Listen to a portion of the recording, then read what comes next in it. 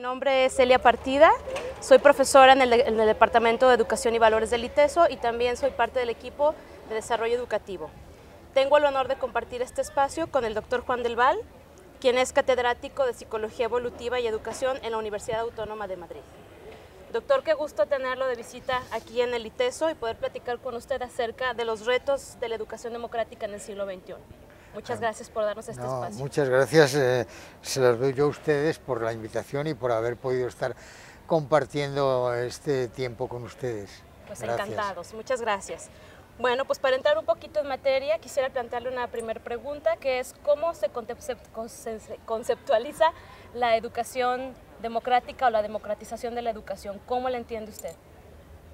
Bueno, yo creo que lo que es importante resulta la participación activa de todos los elementos implicados en la educación. Yo creo que en este momento se tiende a dar una educación que es bastante autoritaria, en la que hay siempre directrices que vienen de arriba que no se pueden discutir.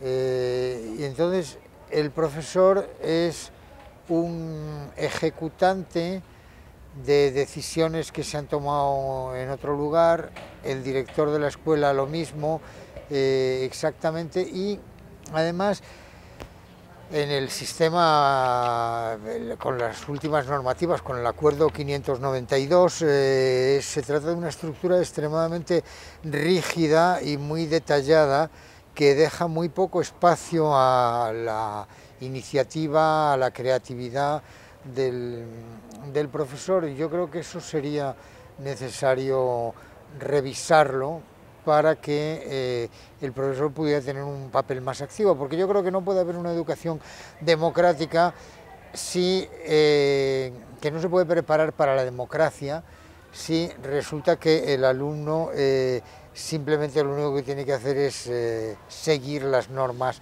y las directrices del profesor, que a su vez tiene que seguir otras normas y otras directrices del director, etcétera, etcétera, y no hay libertad de acción en ningún nivel. Claro, y desde esa perspectiva, yo creo que la situación de nuestro país va por ahí y abarca todas las esferas, ¿no? Desde la política educativa, las reformas educativas, que ahorita es un tema en ebullición, todo lo que tiene que ver con la formación de los profesores, la gestión en las instituciones y de ahí pues ya el trabajo de los profesores en las aulas, ¿no? Desde esta panorámica, ¿cuáles son los retos que tendríamos que estar enfrentando para empezar a movilizarnos y lograr que realmente empiece a haber una participación que es como un elemento central en la democracia, ¿no? ¿Cuáles serían los retos? ¿Por dónde? Hay muchísimas cosas, claro, son demasiadas cosas, porque en primer lugar está la formación de los profesores, el funcionamiento de las escuelas normales. Y luego le digo que yo creo que el acuerdo 592 que regula la educación básica, que fue publicado en el año 2011, supuso una regresión con respecto a la situación anterior, y yo espero que se derogue rápidamente y que la reforma educativa que se está poniendo en marcha dé mayor posibilidad de iniciativa a las distintas instancias que están implicadas en la educación, ¿no? Yo creo que eso es muy importante. Ahora que se habla de la reforma educativa en el contexto particular de nuestro país, que de pronto pareciera que es más como un asunto político para debilitar fuerzas de otras índoles, ¿qué situaciones o en qué otras experiencias de reformas educativas se ha logrado una implementación o un llegar a buen puerto esas reformas? ¿Qué elementos constituyeron ese éxito de que una reforma educativa fuera realmente democrática y de verdad impactara en favorecer a la educación?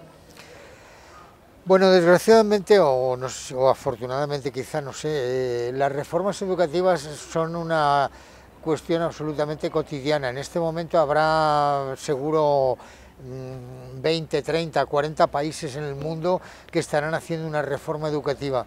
y las reformas educativas apenas se acaba una, empieza la siguiente, muchas veces sin haber terminado esa reforma, pero los políticos muchas veces creen que las reformas educativas es hacer leyes, legislar, y la legislación en realidad no es más que un marco, el marco, pero hay que poner algo dentro del marco.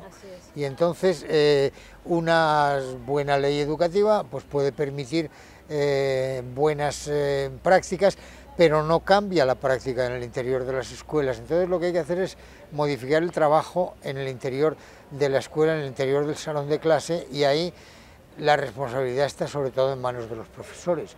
Por eso la formación de los profesores es un asunto tan importante. Pero yo creo que en México una de las cosas más necesarias es la descentralización y la democratización. En este momento la descentralización tiene que ser no solo de tipo político-económico, sino sobre todo educativa, es decir, que los profesores tengan capacidad de iniciativa.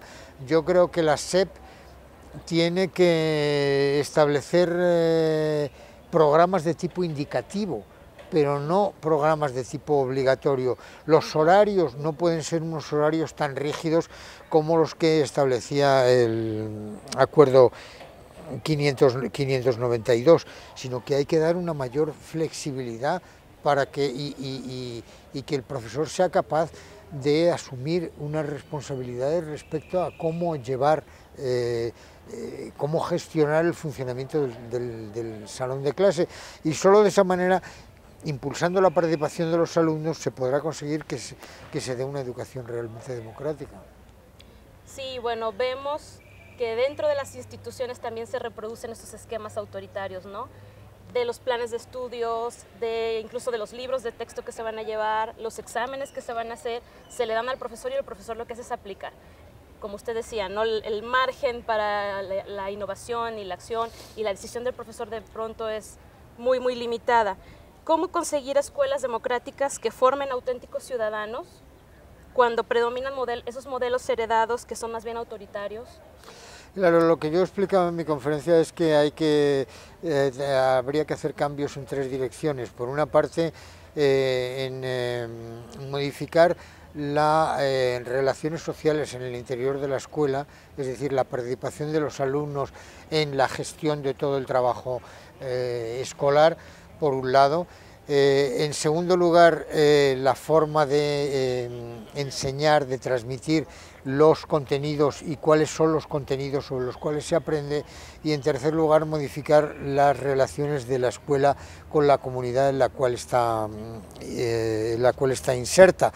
Digo, yo me vengo ocupando de estos asuntos en mis libros desde hace algún tiempo, y bueno, pues son cuestiones que hay que tratar con un mayor detenimiento, pero creo que en estas tres líneas es en las que hay que, desde mi punto de vista, que trabajar.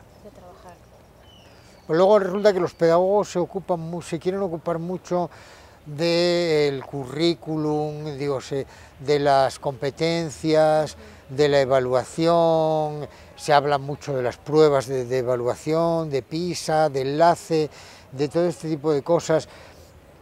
Creo que la mayor parte de estos asuntos son bastante irrelevantes, es decir, son un poco periféricos, no digo que no tengan importancia, claro, pero no van al núcleo de las cosas que es necesario cambiar para tener una educación democrática. Sí, y también resulta común ver cómo esos temas importantes se van convirtiendo en contenidos, ¿no? Y vemos que se incorporan a los currículums de todos los niveles, la educación cívica, la educación ética, y son como una incorporación a la currícula que no cruza de manera transversal como tal vez tuviera que ser. Y yo también lo veo un poco así en el asunto de la formación de los profesores. De pronto salta a la vista pues el tema del aprendizaje colaborativo, de la cooperación, de la gestión de cierto tipo, y se convierten en los programas de formación docente también como un contenido. Y entonces se verbaliza, se discute, se lee, se escribe, se produce el respecto, pero de ahí a ver prácticas que realmente se transforman, pues hay una distancia, ¿no? Entonces, ¿cómo lograr también que dentro de las gestiones, dentro de las instituciones educativas, con la formación, con el trabajo colegiado de academias entre los profesores, también ahí esté presente un trabajo democrático? Cuando pareciera ser que muchas veces lo que hacemos es obedecer a una norma que viene de fuera, a una prescripción que viene de una autoridad superior, o simular que obedecemos, o adaptar lo que siempre se ha hecho a lo que pareciera que ahora hay que hacer, ¿no? Entonces, eso es una pregunta que a mí me ha inquietado mucho, ver cómo desde ahí podemos ir avanzando en términos de una educación democrática desde los puestos de gestión y profesores para poderlos, pues, proyectar en las aulas con los alumnos, ¿no? Como en esa cascada. No, estoy completamente de acuerdo con lo que acabas de plantear, me parece que es muy acertado el planteamiento que has hecho. Creo que estas cuestiones no se pueden convertir en materias escolares, sino que son fundamentalmente una práctica y que tiene que ser una práctica que afecte transversalmente a las distintas materias. Me parece que eso es importantísimo. No se puede enseñar moral dando sermones, es decir, la moral hay que enseñarla a través de la práctica y no se puede enseñar la participación política también dando sermones y no realizando una práctica. Entonces, por eso lo que hay que cambiar es el funcionamiento de las escuelas, no los contenidos de las materias, porque los contenidos son fáciles de cambiar, los contenidos simplemente se publican en algún documento y ya parece que ya se ha cambiado, pero lo importante es cambiar el funcionamiento, cómo se tratan, y entonces la educación cívica y ética, por ejemplo, tiene que ser una práctica, no tiene que ser un conjunto de conocimientos. Así es. Y de pronto deriva en la percepción de los alumnos y de los propios profesores, ¿no? Y las ven como las materias de relleno, les dicen ellos. Claro. Hay que flojear eso, ¿para qué me sirve? Eso que tiene que ver con mis necesidades, con mi vida real, incluso a nivel superior, ¿para qué estudiar ética si yo soy matemático, si yo soy químico, ¿no? Y a veces hay profesores, yo creo, que tampoco le encontramos el sentido y favorecemos ese tipo de percepción. Entonces me parece que es un reto grande cómo lograr cada quien desde nuestras trincheras, pues irle abonando a vivir la ética, a vivir la formación de los ciudadanos desde donde estamos y desde donde podemos colaborar, ¿no? Claro, eso es muy, muy importante y eso yo creo que requiere un cambio de mentalidad en los profesores, que es lo importante, ¿no? Que el profesor haga participar a sus alumnos y vaya transfiriendo su autoridad al grupo, de tal manera que las normas no se impongan, sino que las normas se interioricen, los alumnos interioricen las normas, ¿no? Se hagan vida, ¿no? Exactamente. En lo cotidiano. ¿Cuál es el devenir, desde su punto de vista, el devenir esperado en este camino hacia la democratización? Un poco pensándolo en términos optimistas, porque pareciera un panorama complejo, sombrío, negro, difícil. ¿Cuál diría usted que son los ingredientes clave para construir prácticas educativas democráticas? ¿Por dónde podemos avanzar? Porque pareciera que a veces hay que esperar a que las altas esferas tengan esa concepción y entonces todo irá cambiando y estamos más bien pasivos, ¿no? A todos los niveles. No, yo creo que los movimientos de los cambios tienen que ir de abajo arriba y no solo de arriba abajo. Creo que las dos cosas son necesarias. Es decir, yo decía antes, las leyes, las normas son un marco que permite hacer cosas, pero los cambios hay que hacerlos desde abajo en cada salón de clase. Y yo creo que hay muchas fuerzas que no están muy interesadas en que se democratice el funcionamiento de la escuela, y yo creo que la función que tenemos los profesores es reclamar, exigir, llamar la atención.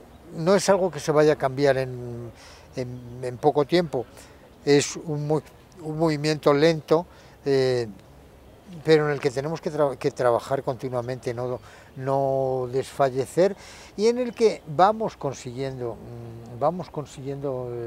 avances, ¿no?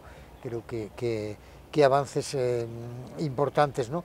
Pero yo creo que los políticos tienen que tomar conciencia de que el ciudadano se forma en la práctica en las instituciones escolares, la primera institución con la cual los niños y niñas entran en contacto es la escuela, y en ella se tienen que socializar. Tenemos una gran tarea por delante, pero yo creo que vamos avanzando. Es un gran reto. Y sin duda habrá experiencias de instituciones, de escuelas, de grupos de profesores que han cambiado estas perspectivas, que han asumido esa responsabilidad de formar y que han sido exitosas. ¿Qué les ha faltado a esas experiencias como para trascender todavía más? Yo creo que hay muchísimas experiencias muy interesantes a lo largo de los últimos, podríamos decir, 100 años, ¿no? Desde pedagogos muy innovadores como María Montessori, de Crowley, Kerstensteiner, Claparède, John Dewey, Neil y la escuela de Summerhill. Hay el plan Dalton, la escuela de Winnetka, Freinet, la pedagogía de Freinet. O sea, hay infinidad de experiencias en escuelas que algunas de ellas funcionan desde hace pues muchísimos años. La escuela de Summerhill continúa funcionando, pero yo creo que no ha habido un interés por las autoridades educativas en extender, en generalizar, en impulsar ese tipo de experiencias. Hay muchas escuelas Montessori por el mundo, hay muchas escuelas de Crowley por el mundo, muchas de las cuales ya tienen poco, solo conservan el nombre del fundador. Algunas tienen prácticas que son muy interesantes. El movimiento de cooperación educativa de las escuelas de Freinet continúa teniendo fuerza, pero nunca se ha impulsado desde las autoridades así universales por lo menos de todo un país, experiencias de este tipo. Y tal vez sea porque en definitiva desde el poder político se tiene miedo a que la gente sea autónoma, piense por sí mismo y pueda tomar sus propias iniciativas. Yo no lo sé, pero el hecho es que hay una resistencia a que se produzcan esos cambios. Claro, y que tendremos que enfrentar como ciudadanos, ¿no? Desde el movimiento que podamos hacer en nuestros lugares de trabajo y de labor, sobre todo quienes estamos metidos en el campo de la educación. Exactamente, ¿no? Cada uno tenemos que trabajar en nuestro territorio, en nuestro campito. Así es. Algunas ideas básicas que quisiera compartir con los profesores, que son piezas clave, que mueven las prácticas en términos de democratización. ¿Cómo pueden contribuir ellos desde donde están, dadas las situaciones y las circunstancias que estén? A lo mejor el profesor de la escuela pública, que es todo un sistema complejo en nuestro país y que tiene un espacio reducido de innovación y que las políticas tienen como marcando el paso. Esos profesores que están comprometidos con la formación de estos ciudadanos, ¿por dónde podrían mover? Yo creo que lo fundamental es que promuevan la autonomía de sus alumnos, ¿no? Que les estimulen a pensar por sí mismos, a actuar por sí mismos, a reflexionar sobre las normas morales, sobre las normas que se implantan en la institución, en el propio salón, y que participen en la resolución de conflictos, que participen en la gestión del funcionamiento de la clase, del aula, ¿no? Yo creo que eso es lo fundamental, es decir, que el profesor se convierta sobre todo en un estímulo para el desarrollo del pensamiento del alumno, y que ante todo ponga las condiciones para que el alumno aprenda, ¿no? El profesor solo puede enseñar de una manera muy limitada. El profesor lo que puede hacer es poner las condiciones para que el alumno aprenda, y desde ese punto de vista sería necesario también que las instituciones políticas educativas hay que elaborar otro tipo de material distinto que el libro de texto. El libro de texto ha sido importantísimo. En México el libro de texto único, obligatorio, ha tenido una enorme influencia, pero yo creo que hoy ya podemos ir un poco más allá en la elaboración de otro tipo de materiales que muestren al profesor cómo puede desarrollar determinados temas, ¿no? Claro. En fin, hay muchos. Porque pareciera que el libro de texto llega a tomar un papel protagónico en el aula, ¿no? Y Sí. todo gira alrededor del libro de texto. Y esta posibilidad que plantea usted de que el profesor plantee situaciones de aprendizaje y ponga a los alumnos en la acción y sea el alumno el que está en el centro, empieza a hacerse complejo por esa tradición que tenemos ya como muy arraigada de que el libro de texto es el que marca la pauta y no tanto lo que usted decía en su conferencia hace un momento, ¿no? Las necesidades, los intereses de los alumnos que a veces no están ahí, ¿verdad? Sí. Muy bien. Completamente de acuerdo. Yo sé que usted fue discípulo de Piaget y se me ocurre una pregunta así como a manera de colofón. ¿Cuáles serían los piensos de Piaget ahorita en tanto a la educación democrática, la formación de la mente, del ser, de los valores? ¿Cuáles serían sus piensos, dada la situación ahorita? Bueno, yo creo que Piaget ha elaborado una teoría sobre el desarrollo psicológico, que es una teoría de una gran, de un gran valor, de una gran utilidad, y que, como toda teoría científica, necesita completarse. Es decir, no podemos quedarnos en Piaget, tenemos que, como no podemos quedarnos en Newton, como no podemos quedarnos en Einstein, sino que tenemos que seguir investigando, progresando, etcétera, etcétera. Pero tampoco tenemos que tirar por la borda todo lo que hemos aprendido. Claro. Resulta curioso que, digo, en la psicología muchas veces dice, es que ya tal teoría está superada.